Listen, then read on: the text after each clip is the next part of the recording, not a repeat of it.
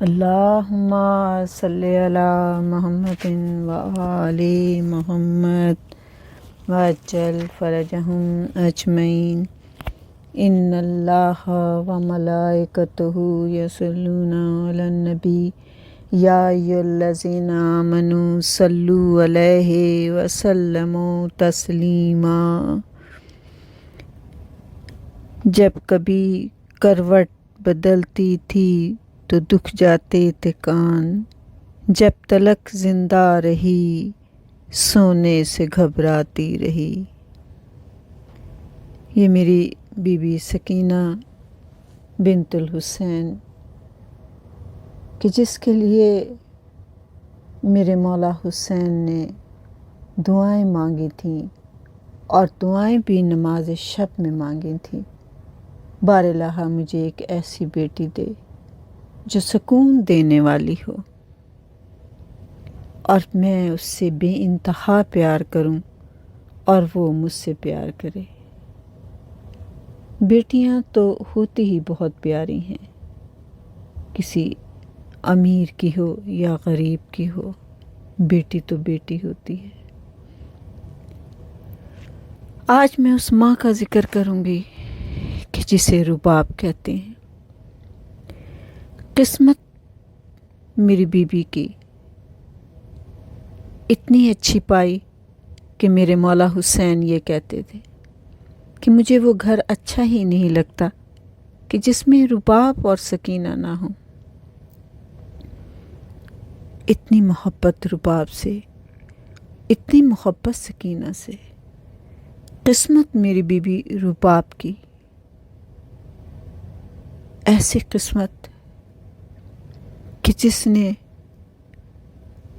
نہ شوہر بچا، نہ گود آباد رہی، اور بچہ چاہے 6 ماہ کا کیوں نہ ہو، ماں کبھی اپنے بچے کو نہیں بھولتی، بلکہ جب بھی کبھی اس کے ہم عمر بچے کو دیکھتی ہے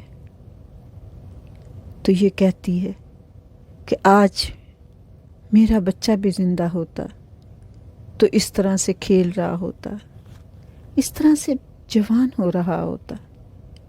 ماں کبھی اپنے بچے کو نہیں بھولتی۔ تو میری بیوی رباب وہ بیوی ہے کہ جس نے کربلا میں علی اصغر کو کھویا۔ اس طرح سے اس بے دردی سے ظالم نے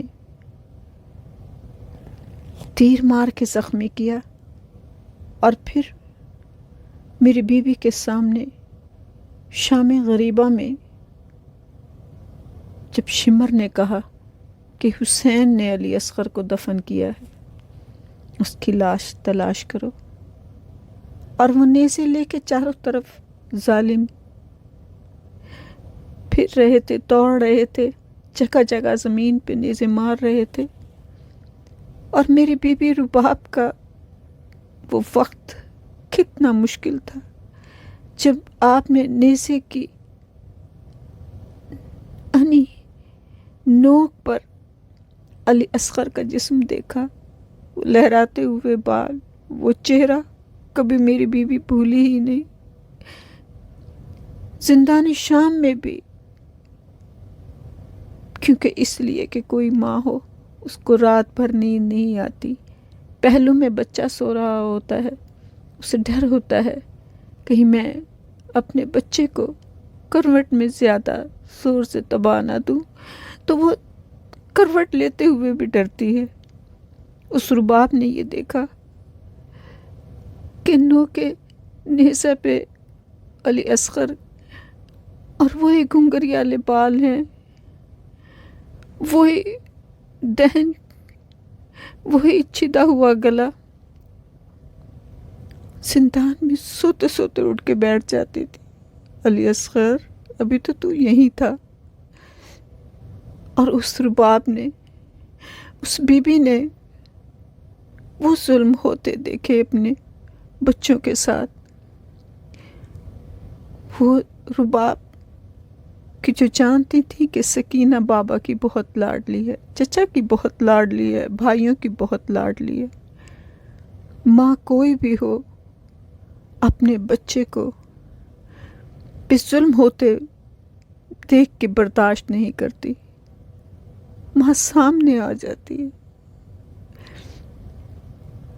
اگر باپ بھی کبھی بچے کو ڈانٹے تو ماں فوراً جو تھوڑی دیر پہلے ہی ڈانٹ رہی ہوتی ہے اپنے بچے کی حمایت میں کھڑی ہو جاتی ہے۔ اور چھوٹی بچی کو تو اگر باپ بھی ڈانٹ دے تو وہ گھنٹوں سسکیاں لے لے کے روتی رہتی ہے۔ سکینہ کو تو کبھی کسی نے ڈانٹا ہی نہیں تھا، کبھی کسی نے ظلم ہی نہیں کیا تھا۔ سکینہ نے تو روزے عاشور شام غریبہ میں دیکھا کہ ظلم کسے کہتے ہیں،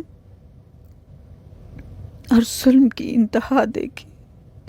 لیکن اس سے زیادہ میں کہتی ہوں کہ میری بی بی رباب آپ کے صبر کی داد، کس قدر میری بیوی تڑپتی ہوں گی کہ جب آپ نے دیکھا کہ سکینہ کے گال شمر کا تماچا ہے، اور پھر میری بیوی نے یہ دیکھا کہ کانوں سے بالیاں اتری ہوئی ہیں، خون بہہ رہا ہے، اور یہ کہ کوئی بھی ماں اپنے بچے پہ ظلم ہوتے نہیں دے سکتی، لیکن یہ رباب تھی اور ظلم ہوتے دیکھ کیسے رہی تھی؟ اس لیے کہ میری بیوی کے ہاتھ تو پسے گردن بندھے تھے، بس صرف فریاد کرتی تھی، بار الہ میری بچی بہت نازک ہے۔ اور پھر کس قدر برداشت کرتی ہوں گی کہ جب ظالم نے دونوں ننھے ننھے ہاتھ رسی سے باندھے اور گھوڑا دوڑانا شروع کر دیا، جیسے جیسے گھوڑا دوڑتا تھا بی بی سکینہ کی چیخیں بلند ہوتی جا رہی تھی، ہاتھ زخمی ہوتے جا رہے تھے، ریت گرم تھی، صحرا کے کانٹے تھے، پیر زخمی تھے، اور جب اس ظالم نے ایک جگہ قافلہ روکا اور سکینہ کو زخمی گلے سے رسی اتاری تو زخم ہو چکے تھے، ہاتھوں سے خون جاری تھا، اور بی بی رباب ان ہاتھوں کو چوم کے کہتی تھی، سکینہ تیری ماں کتنی مجبور ہے کہ تجھے اس ظالم سے بچا نہیں سکتی تھی۔ اور میری بی بی سکینہ انہی زخمی ہاتھوں سے ماں کے آنسو پوچھ کے کہتی تھی، اماں نہ رو۔ وہ بی بی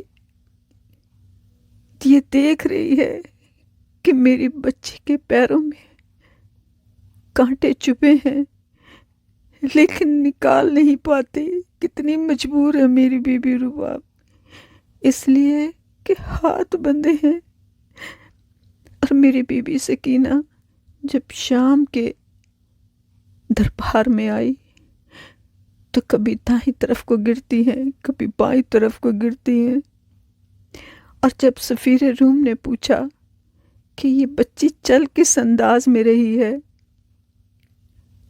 اور تجھ سے بات بھی نہیں ہو رہی، تو جب میری بیوی کے گلے کی رسی کھولی تو اس وقت رباب دیکھ رہی ہے کہ سکینہ کیسے جواب دیتی ہے، تو بی بی سکینہ کہتی ہیں، میں کیسے چلوں، میرے پیروں میں چھالے ہیں، کانٹے چبھے ہوئے ہیں، میں نے اب پیروں کے بل چلنا چھوڑ دیا ہے، میں اب پنجوں کے بل چلتی ہوں کیونکہ میرے پیروں سے چلا نہیں جاتا۔ ور ماں رباب دیکھ رہی تھی، کہتے تو بول کیوں نہیں پاتی؟ تو کہتی میرے گلے کی رسی بہت تنگ ہے، اس لیے آواز نہیں نکلتی۔ اور وہ سکینہ جب زندان میں آئی، رات کو ماں کہتی ہے، سکینہ سو جا، اور کہتی ہیں، کیسے سوؤں ماں، میرے سینے میں زخم ہے، میری کمر پہ اتنے تازیانے کے نشان ہے کہ مجھ سے کمر کے بل نہیں سویا جاتا، مجھے اتنے تازیانے مارے ہیں اماں کہ میری پسلیاں ٹوٹ گئی ہیں، میرے کان زخمی ہے، مجھ سے دائیں کروٹ نہیں سویا جاتا، مجھ سے بائیں کروٹ نہیں سویا جاتا، یہ حسین کی یتیمہ ہے۔ اور جب ذرا شام ہوتی تو بھائی کے ساتھ زندان کے دروازے پہ بیٹھ جاتی اور پھر ایک ہی بات بار بار پوچھتی، بھیا یہ پرندے کہاں جا رہے ہیں؟ میرا مولا سجاد 35 سال سکینہ کے ان سوالوں کو یاد کر کے رویا۔ بھیا یہ پرندے کہاں جاتے ہیں؟ سکینہ یہ اپنے گھروں کو جاتے ہیں۔ بھیا کبھی ہم بھی گھر جائیں گے۔ اور وہ سجاد رو کر سر جھکا لیتے اور مدینہ میں اس سوال کو یاد کر کے روتے تھے کہ وہ سکینہ جو اس حسرت میں دنیا سے چلی گئی کہ ہم بھی کبھی گھر جائیں گے۔ کہتے ہیں کہ یزید کا ایک نوکر خاص تھا اور جو یزید کا کہنا بہت مانتا تھا اور یزید اس کی بہت خیال کرتا تھا، یعنی خاص مشیر تھا اس کا۔ اور مولا حسین کا سر اس نے اس کے پاس رکھوایا تھا۔ ایک رات وہ یزید کے پاس آیا اور کہنے لگا، یزید میں ایک بات سے بہت پریشان ہوں، لیکن تو یہ مت سمجھنا کہ میں تجھے جان بوجھ کر کہہ رہا ہوں، لیکن میں بہت حیران ہوا ہوں، اس لیے تجھ سے یہ بات کر رہا ہوں۔ یزید نے کہا، میں جانتا ہوں تم مجھ سے جھوٹ نہیں بولتا، بول کیا بات ہے؟ تو وہ کہنے لگا کہ میں یہ حیران ہوں کہ زندان سے ایک بچی کے رونے کی آواز آتی ہے اور وہ آواز اتنی دردناک ہوتی ہے کہ جو یہ سر حسین کا تو نے میرے پاس حفاظت میں رکھوایا ہے اور میں اسی کمرے میں سوتا بھی ہوں، تو میں یہ دیکھتا ہوں کہ جیسے ہی اس بچی کی آواز بلند ہوتی ہے یہ سر بلند ہو جاتا ہے اور چاروں طرف بے تابی سے کمرے میں چکر لگا رہا ہوتا ہے۔ میں تجھ سے جھوٹ نہیں کہہ رہا، یہ پرواز کرتا ہے، ایسا لگتا ہے جیسے یہ بے قرار ہو جاتا ہے۔ زندان میں اس بچے کی رونے کی آواز پہ یہ سر بلند ہوتا ہے اور بے قرار ہو جاتا ہے اور پھر اسی جگہ آ جاتا ہے۔ جب یزید لیٹا تو اس نے دیکھا کہ پھر وہی بے قراری سے رونے کی آواز آ رہی تھی، ایک ہی آواز تھی، بابا میرا بابا۔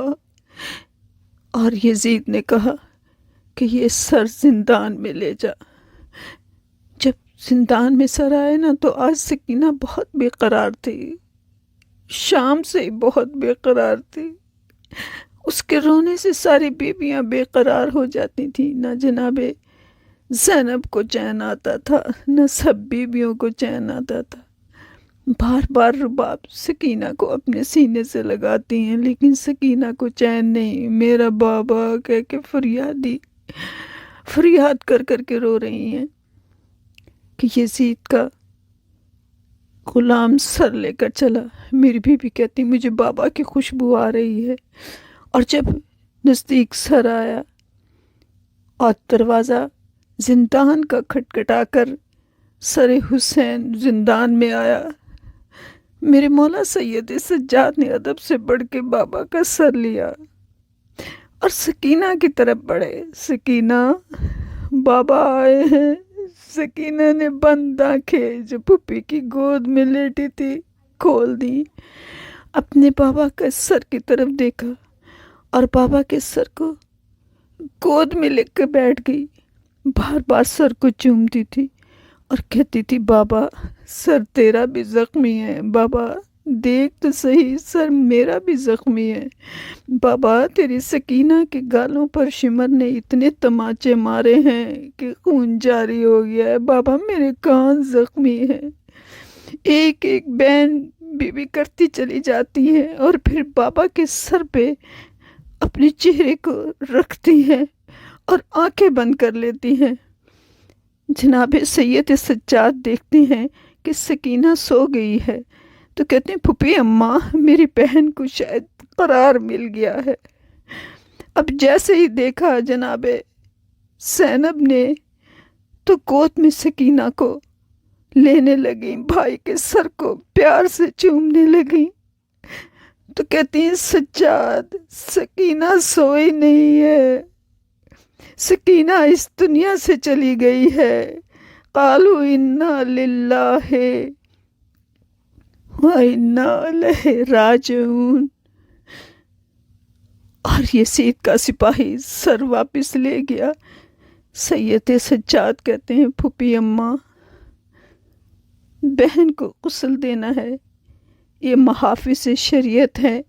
جب میری بیوی غسل دینے لگی تو کافی دیر گزر گئی۔ کہا پھوپھی اماں سکینہ کو غسل میں کیوں دیر ہو رہی ہے؟ تو میری بیوی رو کے کہتی ہے سجاد تو محافظ شریعت ہے، مجھے اتنا بتا دے کہ میں سکینہ کو غسل کیسے دوں، کیونکہ سکینہ کے جو زخم ہے، کیونکہ جب زخموں پہ ورم آ جاتا ہے تو جو بھی کپڑا ہو وہ ان زخموں میں پھنس جاتا ہے۔ سکینہ کے تمام زخموں کے ساتھ اس کا کرتا پھنس چکا ہے، پیوست ہو چکا ہے۔ جب میں کرتا اتارتی ہوں تو کھال ساتھ اترتی ہے۔ بتا میں کیا کروں؟ میرے مولا سجاد کی آنکھوں سے خون جاری ہو گیا۔ آپ نے کہا پھوپھی اماں اسی طرح میری بہن کو اسی کرتے میں دفن کر دوں گا۔ جب میرے مولا سجاد سکینہ کی رسیاں کھولتے تھے تو رسیاں بھی اس کھال میں پیوست ہو چکی تھی۔ میری بیوی کا جنازہ ہلنے لگتا تھا، اور جب ہتھ کڑیوں والے بازوؤں پہ میرے مولا جنازے کو لے کر چلے، سکینہ کو لے کر چلے، تو جناب رباب دوڑ کے سکینہ کو اپنی گود میں لے لیتی تھی اور کہتی تھی سجاد میری سکینہ بڑی زخمی ہے، سجاد سکینہ کے بغیر میں نہیں رہ سکتی، سجاد میری سکینہ بے ہوش ہو گئی ہے، سجاد تو امام وقت ہے، میری سکینہ کو ہوش میں لے آ، میری سکینہ مجھ سے جدا نہ ہو، سکینہ تیری ماں بہت اکیلی رہ جائے گی، سکینہ تیرا بھائی علی اصغر مجھ سے جدا ہو گیا ہے۔ انا للہ و انا الیہ راجعون۔ بار اللہ اس ذکر کے صدقے میں ہمارے گناہ کبیرہ و صغیرہ کو معاف کر دینا۔ جناب سکینہ کے صدقے میں جو بے اولاد ہیں ان کو اولاد عطا کر، جو بے روزگار ہیں ان کو روزگار عطا کر، بے گناہ قیدیوں کو رہائی عطا کر، ہمارے گناہ کبیرہ و صغیرہ کو معاف کر دے۔ اے میرے مولا پریشان حال کی پریشانیاں دور کر دے، مقروض کے قرض ادا کر دے۔